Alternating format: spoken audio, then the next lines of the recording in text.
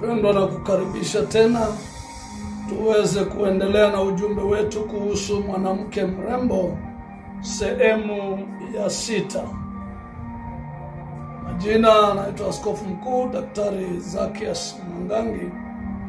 Katika hii video tutazungumzia kuhusu mwanamke katika ulimwengu ulioanguka.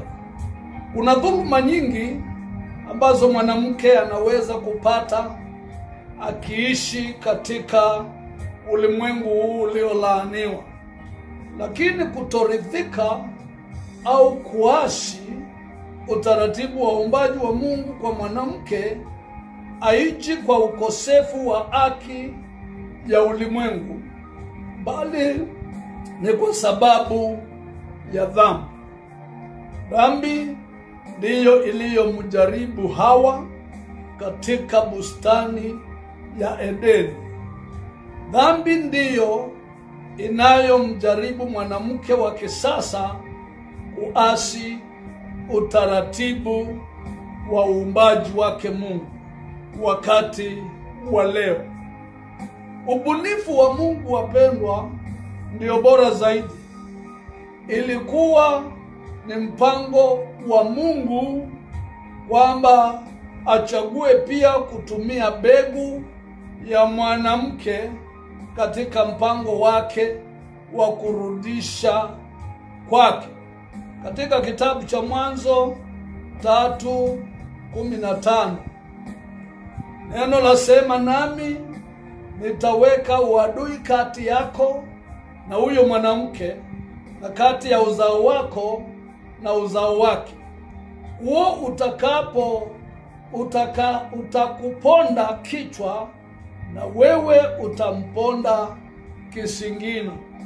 Mungu aliweza kuleta uhai wa kidunia kupitia uzao wa mwanamke Hawa pamoja na mwanadamu wa kwanza Adamu, na vile vile uhai wa milele kupitia Adamu wa mwisho, naye ni Yesu Kristo. Katika Isaya 7:14 neno lasema, kwa hiyo Bwana mwenyewe atawapa ishara.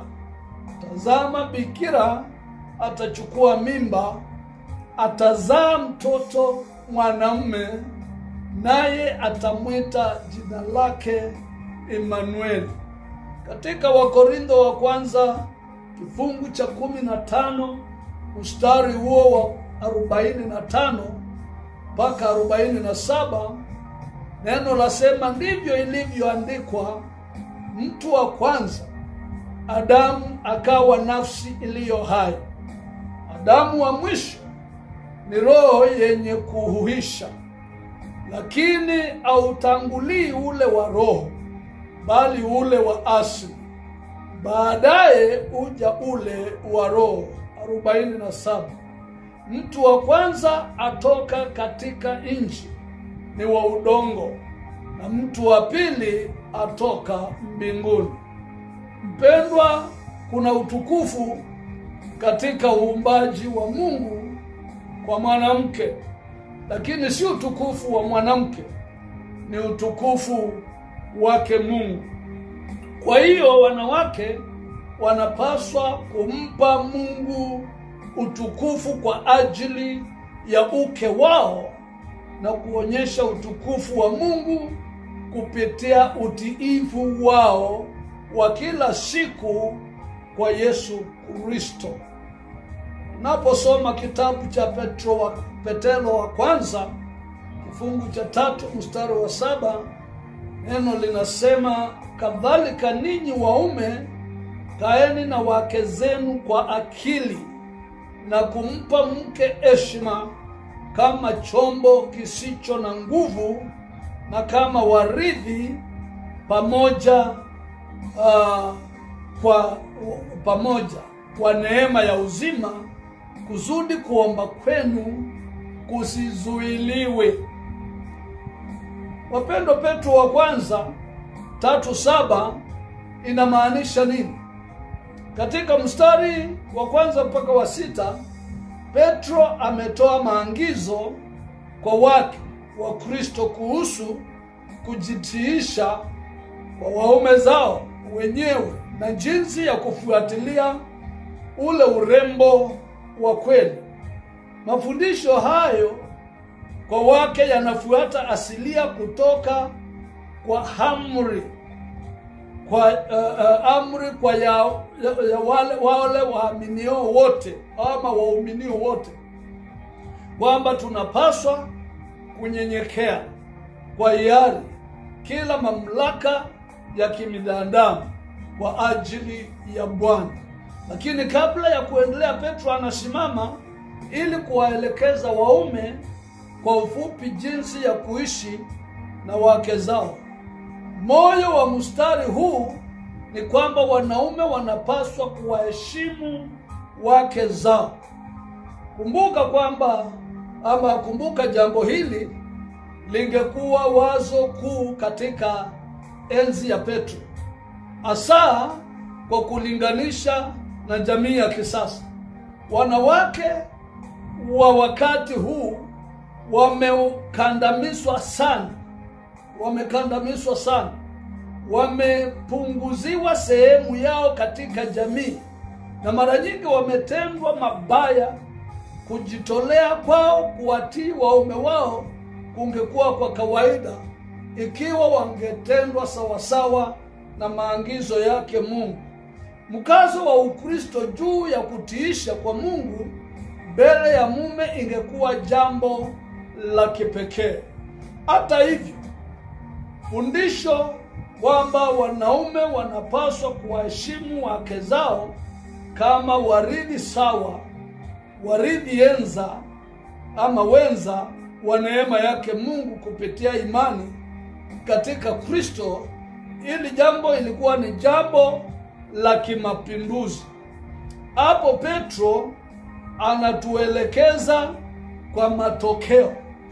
Waume wa Kristo wanaokataa kuwaheshimu wake zao, sala zao zitazuiliwa, ama Mungu hatapokea maombi yao kwa ukamilifu, au mume atapata shida katika kule kuomba. Mume yeyote anayemtusi, mume yeyote asiyemheshimu au anayemdharau mke wake kwa njia nyingine anapinga mapenzi ya Mungu. Ni lazima aweze kutubu na kubadili tabia yake kabla ya mawasiliano na Mungu iweze kurejeshwa kikamilifu. Asa mpendwa, wanaume wanaangizwa kuwapa wake zao heshima kama chombo dhaifu zaidi. Angalia kwa uangalifu kwamba hii haisemi wake ni dhaifu, la hasha. Kwa njia yoyote ya umaalumu wao haisemi wao ni dhaifu. Badala yake, waume lazima waheshimu wake zao kama wangeheshimu au kujali kitu dhaifu zaidi kuliko wao wenyewe. Jambo iliyo hapa ni kuhusu jinsi waume wanapaswa kuwatendea wake zao kama walinzi wao. Hatimaye, marafiki, wajibu wa mume ni sawa vile kuwaheshimu wake zao. Huu ndio mwisho wa somo letu kuhusu mwanamke mrembo kiungu, nje na ndani. Wanaume tuwaheshimu ama tuheshimu wake zetu, ama tumheshimu mwanamke kama Mungu alivyomuumba. Mungu awabariki. Baba, nakushukuru kwa kutupatia kufika kingo ama mwisho wa somo hili. Ni somo ambalo lina uzito, na ninaomba usaidie watu wako. Mwanamke aweze kujitiisha chini ya mume wake, na mume naye aweze kumpenda mke wake, na ule urembo wa uumbaji uliowaumbia wake zetu ambao minong'ono ya yule njoka pale shambani Edeni linazidi nyakati hizi kuwanongonezea yule mwanamke mrembo, ule urembo uliobomolewa na dhambi, na Yesu akauregesha. Shetani anafuatilia kuubomoa tena. Mungu na katika mambo haya inaleta mashindano, inaleta dhiki, inaleta kuvunjika kwa mahusiano na ndoa kufurungika. Naomba katika jina la Yesu, nena na watu wako, wake washike laini yao, wakae katika mipaka yao, na waume washike laini yao na wakae katika mipaka ile Mungu uliwawekea, ili kuwe na utulivu na kuwe na amani na ule uumbaji wako ukaheshimike. Nena na watu wako na neno ili lipate nafasi katika mioyo yao, ili wasije wakakutenda dhambi. Utubariki na uwe pamoja nasi, na ni katika jina la Yesu nimeomba na hata kuamini. Mungu awabariki na aweze kuwa nanyi na kuwasaidia. Na waombea kuwe na utulivu, kuwe na amani katika eneo lote linalohusu mwanamke ambaye ni mwanamke mrembo pamoja na mwanaume mrembo, walioumbwa na urembo wa Mungu kutoka nje na ndani. Mungu awabariki sana. Bye bye.